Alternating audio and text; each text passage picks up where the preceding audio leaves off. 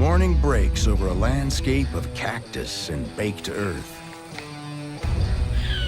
The creatures of the Sonoran Desert are already stirring,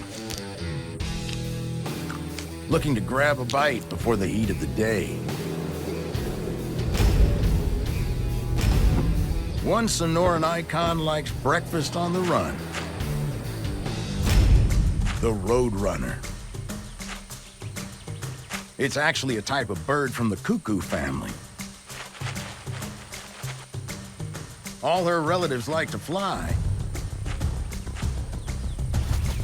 And so can she. But why bother when you can run? All cuckoo feet are unusual enough. 2 toes forward and 2 back. But the Roadrunners have longer lower legs, helping them to clock up over 30 kilometers per hour. She folds up her wings and sprints, away from trouble and after prey, easily outpacing a mouse.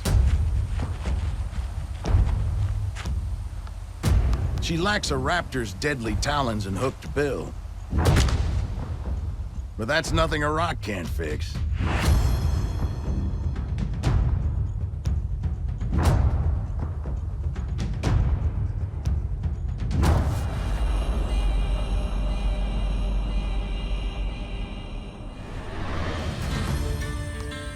Grubs are a bit easier to deal with if you're a young'un just starting out.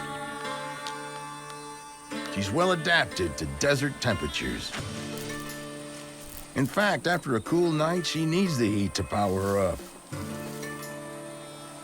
She exposes a patch of dark skin on her back, which soaks up the sun nicely, charging up her motor for today's hunt. Above all this action is a young Harris's hawk straining at the leash. She's trapped in the thorny fortress of a giant saguaro, waiting impatiently for breakfast. The parents have their work cut out for them. In the pockets of scrub and cactus, there's food. But it's elusive. Rabbits, squirrels, even lizards are fair game. But hard to catch out in the open. Luckily, the hawk's parents have backup. Last year's chick is still living at home. A young adult, ready to be pressed into service. A cottontail rabbit catches his eye.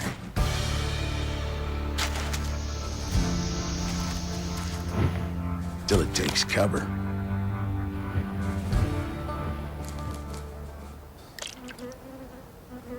A much larger jackrabbit at the waterhole is less cautious.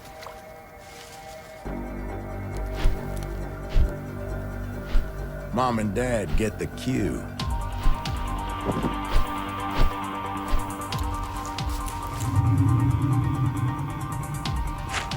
The hunt is on.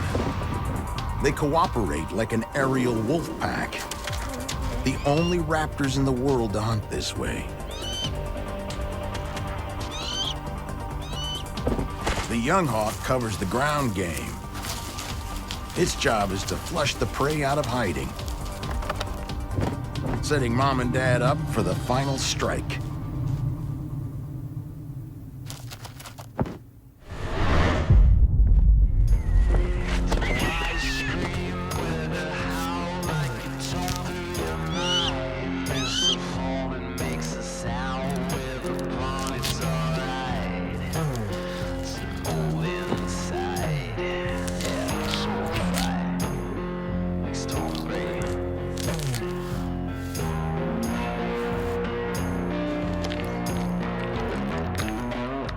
Mom grabs the lion's share and whisks it back to the nest, where the chicks are growing hungrier by the minute. The hawk family are smart enough to make their homes in Sonoran's iconic green fortresses. The saguaro cacti. They can tower over 15 meters high. They're slow growing, meaning a cactus that big could have first sprouted when Lincoln was president. Some of the giant saguaro have extra arms that grow upwards toward the sun. Sharp frost may weaken the juncture of these arms, causing them to droop dramatically. In very rare cases, cacti mutate and grow unusual fan-shaped crests.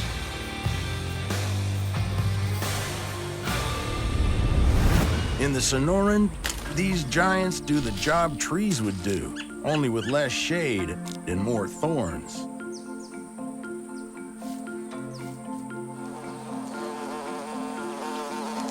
Animals use them for food, fruit, nectar, and bugs. The Gila woodpecker turns the saguaro cacti into an apartment complex. Some even with a view. Using their stiff tail feathers for stability, they hollow out a cavity.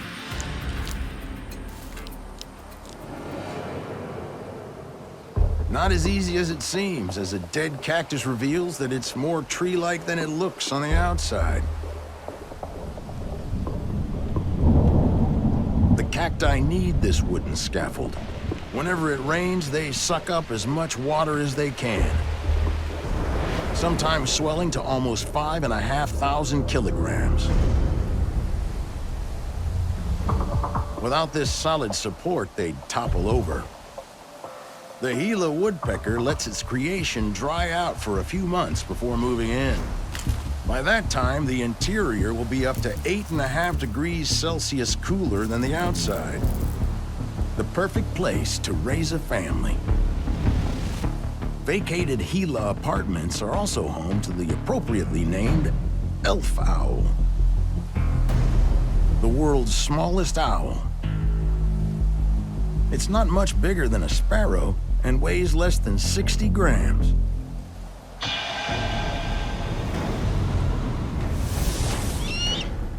This incredible variety of animals result from the Sonoran's unique position.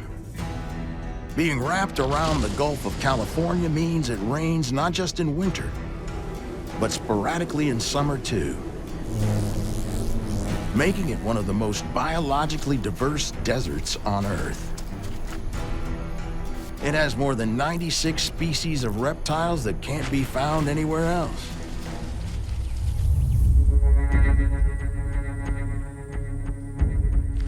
These cold-blooded creatures take advantage of the Sonoran's many hot days.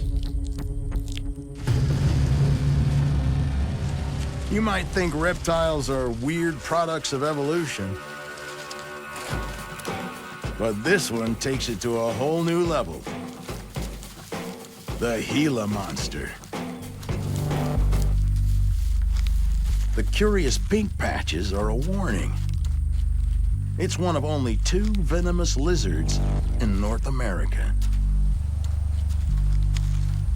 packing venom as toxic as the western diamondback rattlesnake.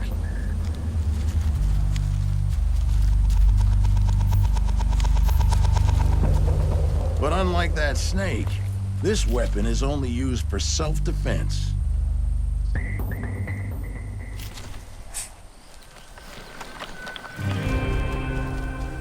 As backup, it has armored skin, embedded with hundreds of tiny bones.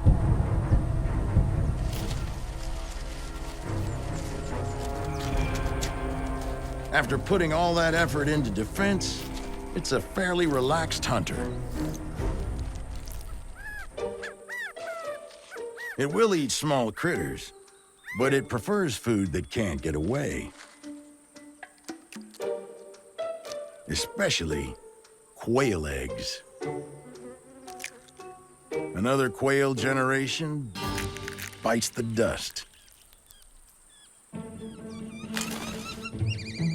Luckily, the female lays about 10 to 12 eggs, and incubation only lasts 23 days. The hatched chicks can immediately join the family in foraging for insects. After 10 days, they'll be able to fly. Although, like roadrunners, quails are mainly ground-dwelling birds.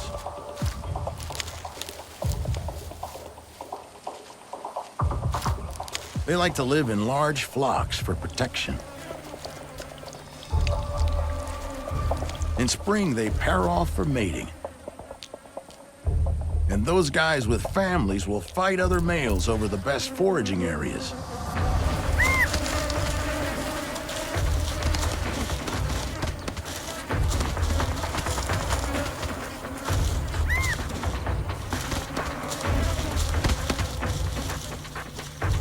Or just the right to a female's hand.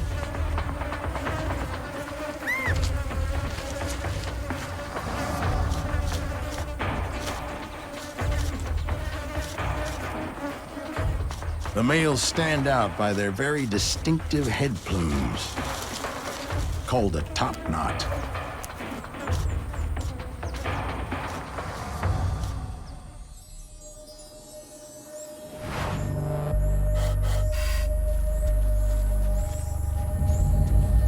Life is usually more perilous for new offspring than it is for the parents. Usually. For some smaller creatures, things can get weird.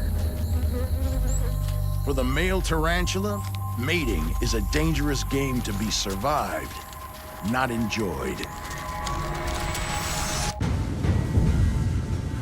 The king of the desert spiders is the fearsome tarantula. They can be as big as an adult hand and regenerate a leg if needed. Despite the fear they inspire, their bite is only mild to humans. Their body hair is barbed, though, and can be used in defense against predators. They live in burrows to shield themselves from the harsh desert sun. The male tarantula won't stray far from his, unless he's got a very good reason. Like looking for a female to hook up with.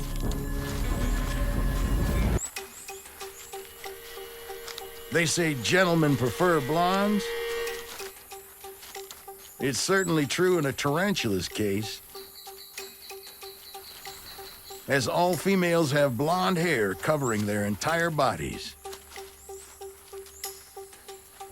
Mating with 16 legs can be complicated. For the male, the danger begins with the first hello. He taps the ground to let her know he's a mate, not a meal. If she doesn't think he's up to much, she may even eat him now and look for another suitor's superior genes. Using short appendages near his mouth, called pedipalps, he tries to hand over a pre-packaged packet of sperm, while using his other legs to keep her fangs at bay.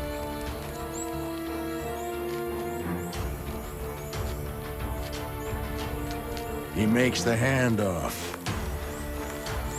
He's more like a postman than a lover. Now, time to run. She may be in the mood for a post-coital snack. Him. Luckily, she's more focused on getting the next generation underway. Their fleeting relationship will produce up to 1,000 young.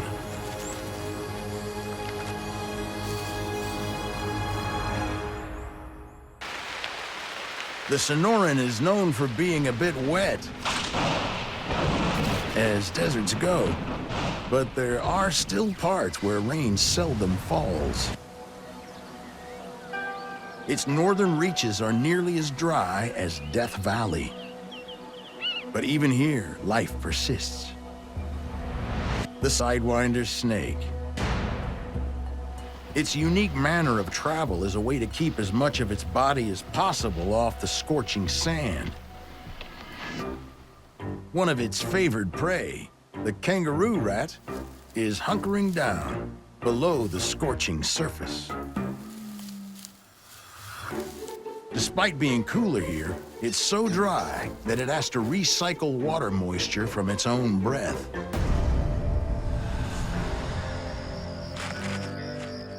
The kangaroo rat likes to venture out at night.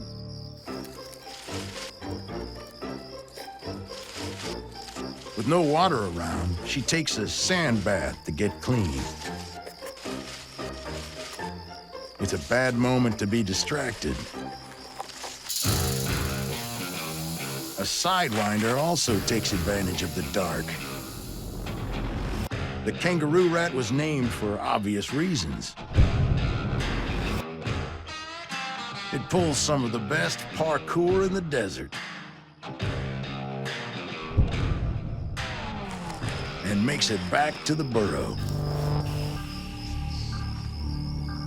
But it no longer offers safe haven.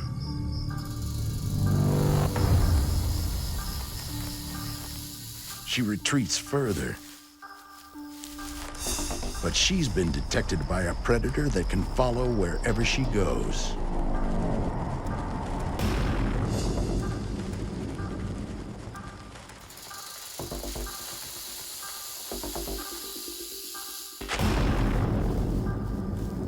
After it's done eating, the snake may use the den for itself.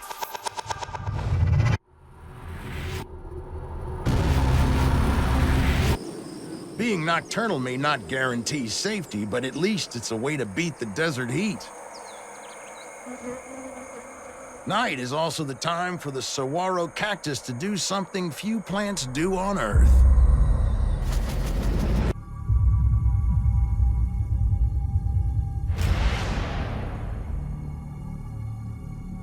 Seasons come and go. But for a brief period every year, the Sonoran gets its main event, the saguaro's flowering. Not that unusual, but this bloom happens in the middle of the night. Perfect timing, actually, because the saguaros aren't trying to attract insects at this hour. They're after some desert nighttime flyers. Amongst these are the lesser long-nosed bats, which have been anticipating this event for weeks. Like giant bees, they fly from flower to flower, sipping nectar and pollinating as they go.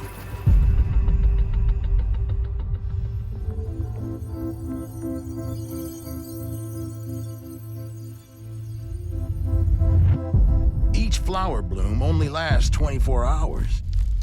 Immediately, it starts the process of forming a fruit at its base.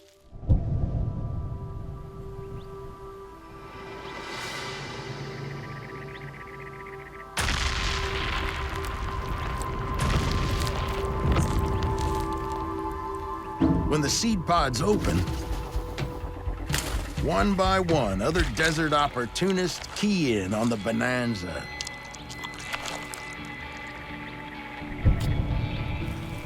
The saguaros and the other cacti provide important nutrients for all the desert animals. In return, they spread the seeds for the next generation of succulents.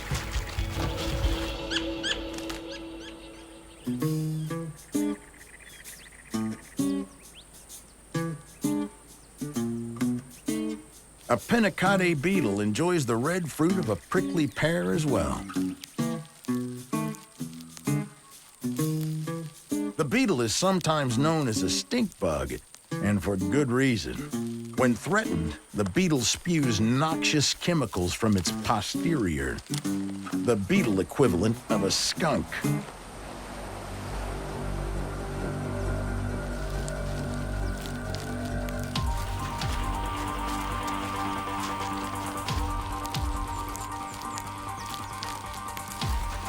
A tarantula passes by.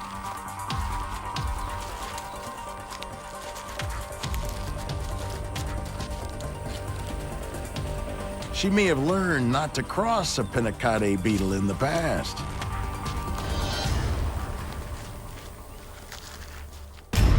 The The large, flat leaves of a prickly pear are very nutritious to humans and animals, especially the desert hog, the javelina.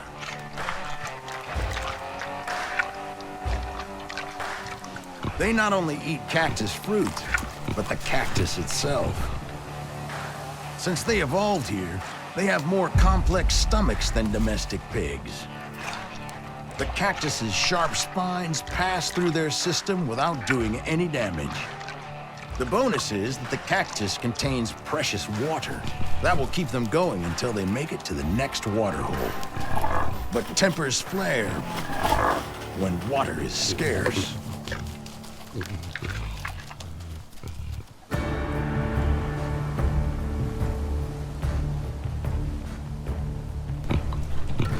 Javelinas are most active in the cool of the evening, as they can't pant to release heat like other animals.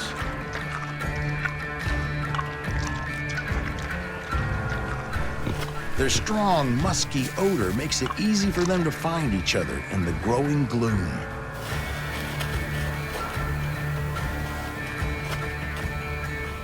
Mating occurs throughout the year. And oddly, more young are born in periods of higher rainfall. Breeding is the sole preserve of the dominant male.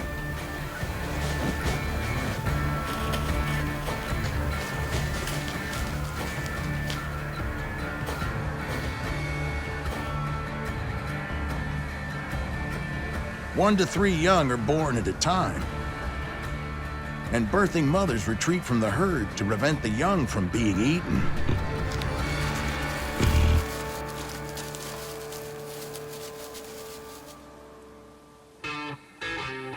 As temperatures cool near dusk, great horned owls begin to stir.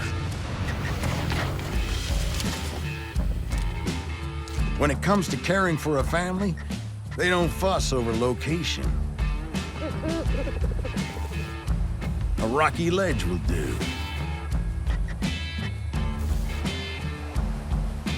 They'll spend tireless hours gathering food for the young ones.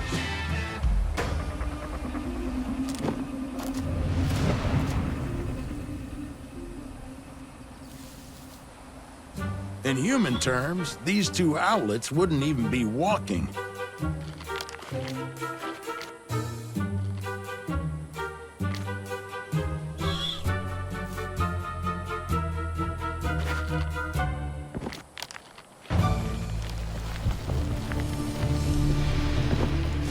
Yet they've already begun some clumsy test flights. Their extra soft feathers make almost no sound.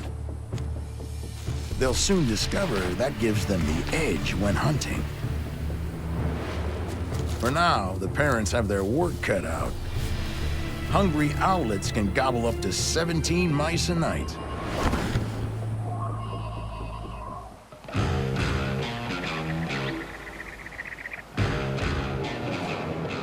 Life in the Sonoran is full of surprises. It rains in the summer, sometimes violently, making it just wet enough to sustain a semi-arid version of the Midwestern grasslands. And with grasslands come the U.S.'s most iconic grass cutter, the prairie dog. Prairie dogs are, of course, not dogs at all, but are in fact closely related to ground squirrels. Old-timers named them for their dog-like bark. That's no simple yip. Scientists currently believe that prairie dogs have the most sophisticated vocal animal language ever decoded. They need it to warn each other. Because in the Sonoran, a lot of things like to eat them, including the badger.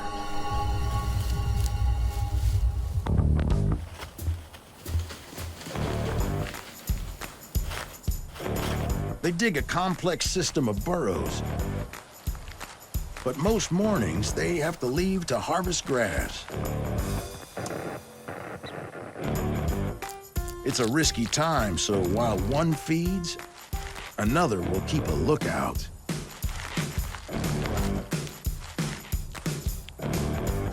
It takes a very social animal to be this cooperative. They groom each other a bit like monkeys do. And young prairie dogs love to play fight.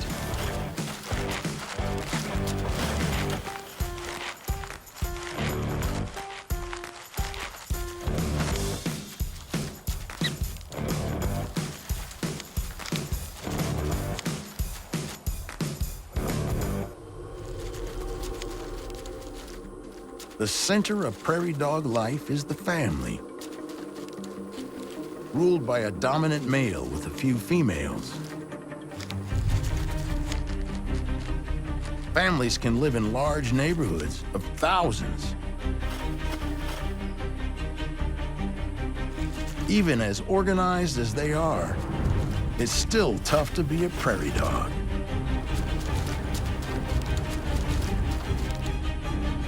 Only half live past their first year.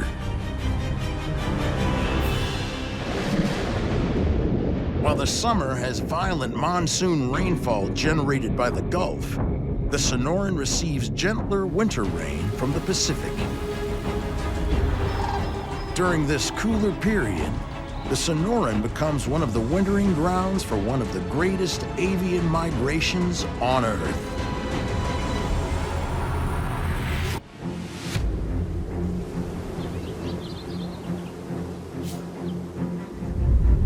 From December through February, the Sonoran Desert basks in wintry sunshine and temperatures as high as the high 20s. Something not lost on birds fleeing the frozen north. Hundreds of sandhill cranes converge on a wetland in southeast Arizona. Some have come as far as Canada and even Siberia.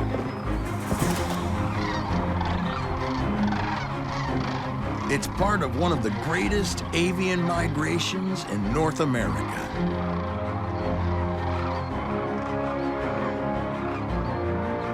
"600,000 cranes make their way south each year, and some birds choose the Sonoran for their winter vacation. They add a touch of majesty to the desert, gliding in on a wingspan of almost 2 meters, and standing nearly 1.5 meters tall. After such a long flight, the birds are in need of a good bath.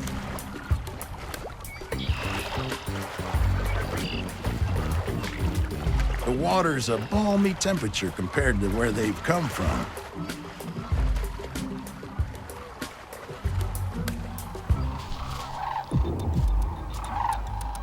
The distinctive red patch on their heads is actually bare skin.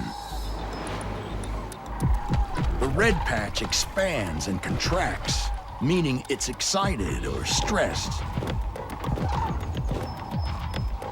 The cranes pair off for life.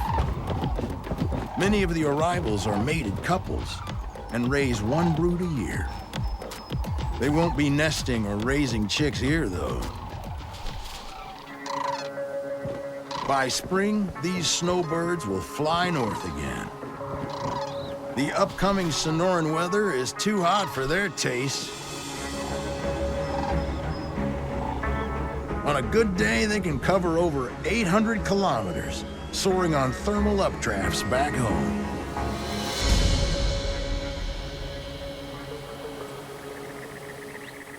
By summer, the Sonoran attracts another migration. Plants that have been storing water all year finally spend it on blooms.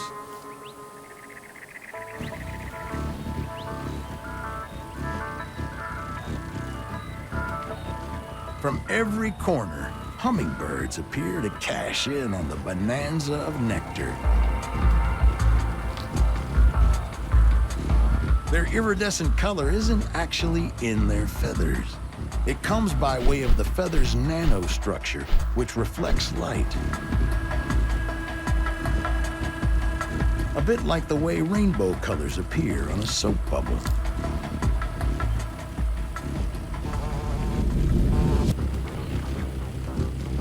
Few shine brighter than the broad-billed hummingbird. They mostly live in Mexico, but when summer comes, many follow the blooms northward into Arizona.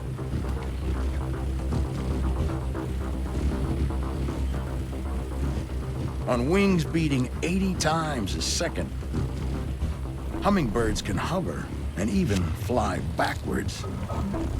Such high performance comes at a cost. Like a sports car with a 4-liter gas tank, they have to refuel constantly. Every day, they can consume 70% of their body weight in nectar and tiny insects. And even then, they have no energy to spare.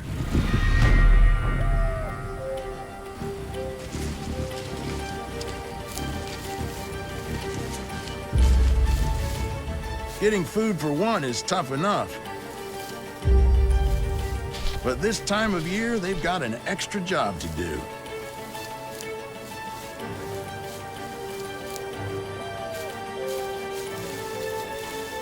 They build a nest out of grass and plant fiber, and then bind it together with spider silk.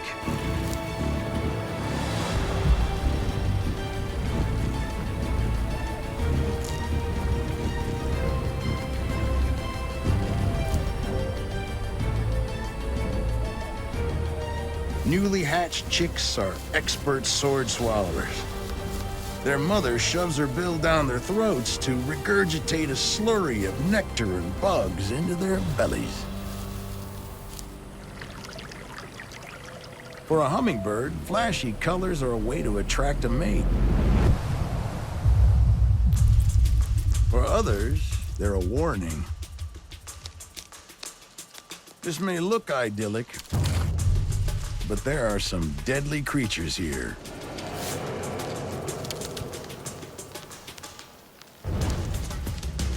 Brightly colored bands often come with a dose of venom attached.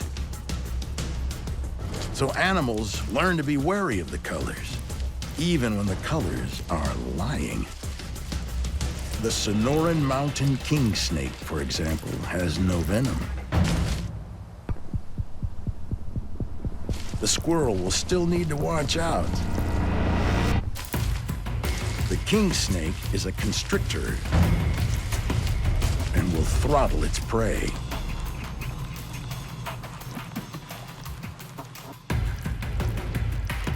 He's got his eye on a lizard.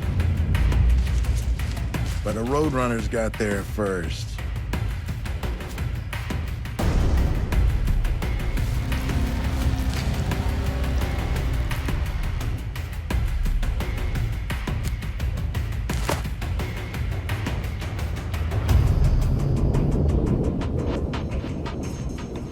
In a land where one serpent disguises itself as another, it can be hard to tell who's the hunter and who's the hunted.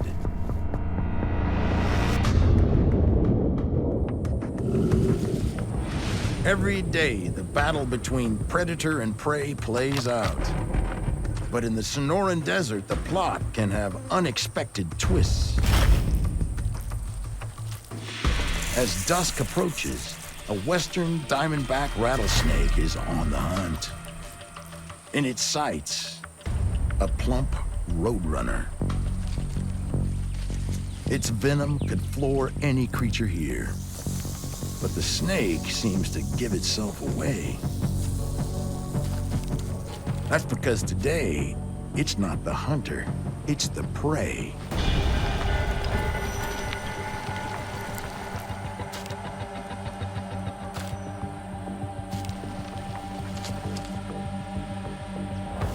The Roadrunner is not immune to snake venom, but it doesn't need to be.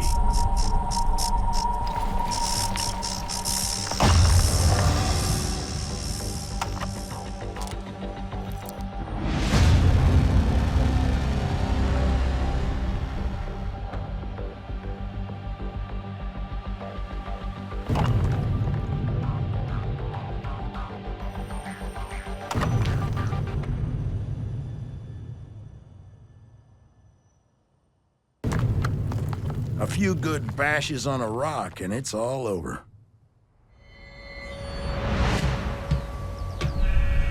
The saguaro looks like a sanctuary. But living above the fray isn't as easy as it looks.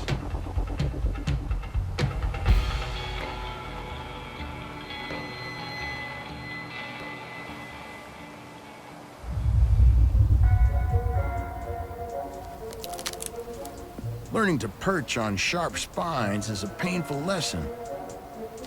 One of many for a young hawk. This fledgling is about to take the biggest step in its fast journey to adulthood. Flying. It's a dilemma. How do you develop the strength to fly without actually doing it? A lot of practice flapping builds muscles and confidence. Maybe now's the time. Or not. There's no rest for the mom and dad at this stage. Dad needs to catch bigger and bigger prey to keep the teenagers fed.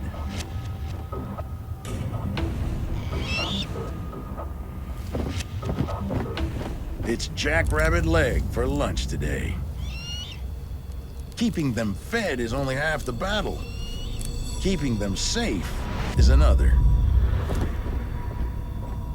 The chicks may look secure in their prickly tower, but a kidnapper lurks nearby. Amazingly, a great horned owl will snatch a chick right from the nest. Hawk parents have to stay vigilant, and if need be, a threatening flyby gets the point across.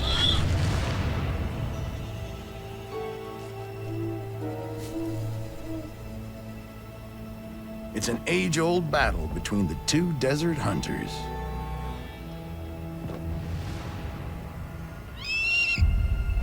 All this parental devotion does have a reward. These young hawks will stay for up to 3 more years to help mom and dad raise the next brood. This one is nearly ready to be an apprentice hunter. The lure of a juicy jackrabbit may be enough to get him airborne.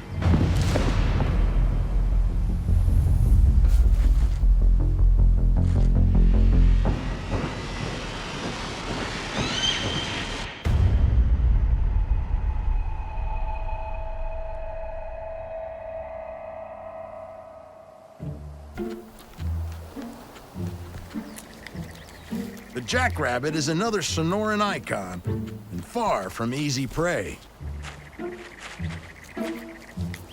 Mark Twain first dubbed them the jackass rabbit, for their donkey-like ears. Actually, they're a type of hare.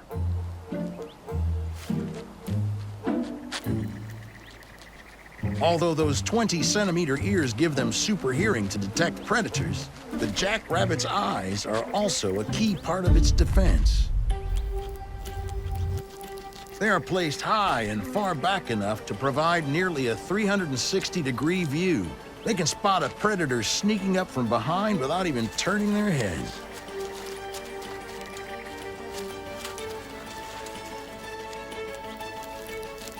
In the face of imminent death, they can spring in 4.5-meter bounds and reach speeds of 55 kilometers per hour.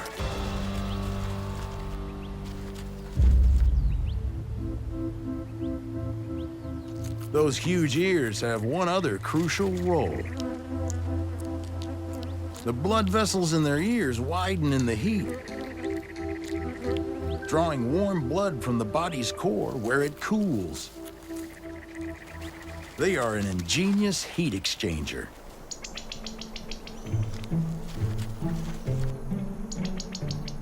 There are actually rabbits in the Sonoran. These cottontails are about half the size of a jackrabbit. They don't have the jackrabbit's athletic prowess. Their species keeps going thanks to a high birth rate, up to 4 litters a year. whatever it takes to survive. Life in the desert certainly seems brutal, but for animals adapted to live here, it can be advantageous. One surprising newcomer actually moved here for the good life. The Sonoran Desert is famous for the small creatures that dart, slither, and scuttle. Why would anything want to spend its life in a hot place, overgrown with spike-riddled cactus?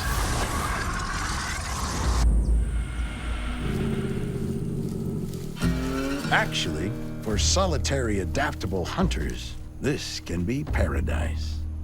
The mountain lion uses the cover of caves and desert outcrops to shelter from the scorching sun. Unlike their African cousins, they don't live in prides. They'd rather go it alone. A single cat may claim a range bigger than New York City. Almost everything that lives in its range could end up a meal. There's big game like bighorn sheep, pronghorns, and javelinas.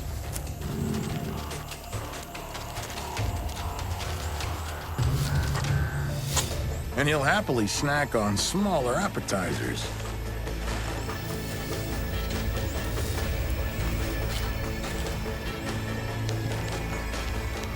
Although there are limits.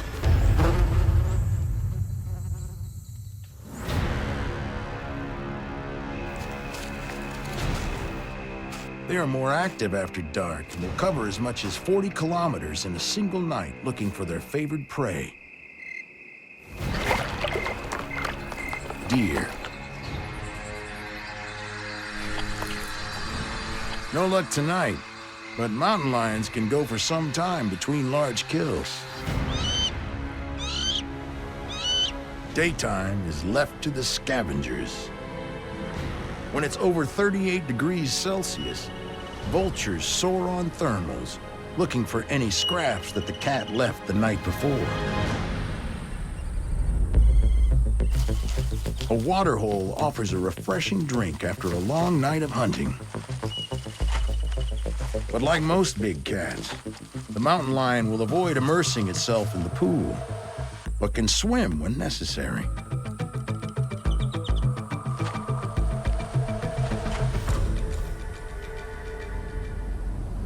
Mountain lions are the biggest cats in the Sonoran, but their smaller cousin is no less proficient.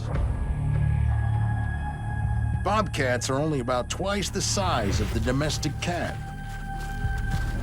and named for their stubby tail.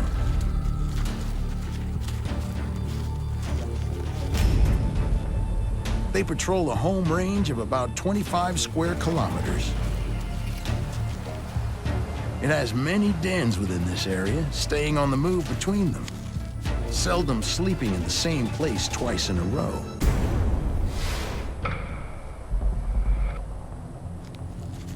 Perhaps to maintain the element of surprise.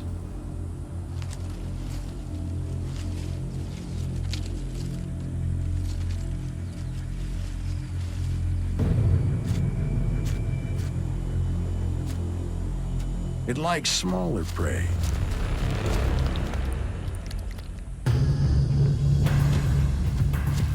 Including birds. Two male Gambel's quail cause a disturbance fighting. Calling such attention to yourself is foolhardy. The bobcat can tread very quietly. But the quails are lucky this time. It's just passing through.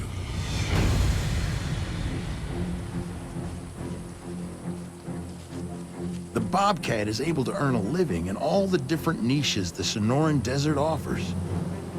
There's one habitat you wouldn't expect, and it's thanks to its unusual desert climate. The Sonoran is influenced by both an ocean and a sea. To the west is the Great Pacific Ocean. And splitting the Sonoran up the middle is the Gulf of California. The sea here is one of the richest marine environments on Earth.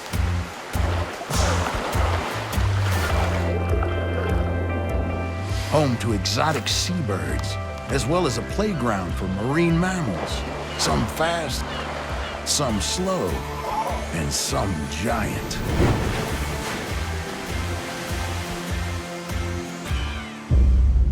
In the Sonoran summer, winds draw moist air up from the Gulf of California. Some of the rain gets dumped in the hills of southern Arizona. It's just enough water to create a rare thing. A forest in the desert. It's home to an unusual bird, the acorn woodpecker. As its name suggests, it loves acorns and, like a squirrel, stores them away for winter. But in an unusual manner, by drilling holes into the granary tree. Some trees have up to 50,000 holes. It wedges them in so tight, it's hard for other birds to extract.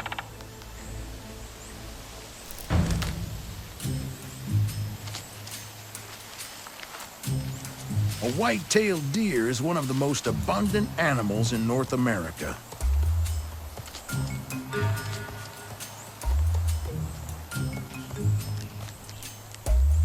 The forest helps with camouflage, especially when a Sonoran predator like the mountain lion is on the prowl.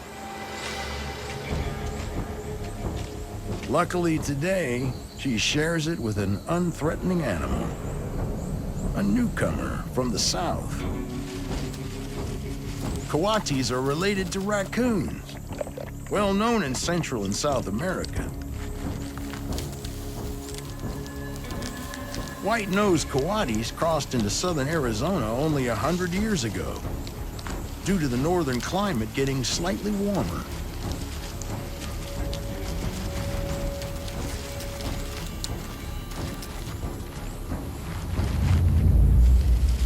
They're at home in the trees. Nimble paws and strong claws help them climb with almost primate-like skill. But unlike raccoons, coatis are active during the daylight hours, most of which they spend sniffing out food. Their long snouts are covered in tough gristle, great for foraging. And they'll eat just about anything: lizards, insects, fruit, and nuts. The coati may be a newcomer, but the Sonoran's unique environment makes such diversification possible.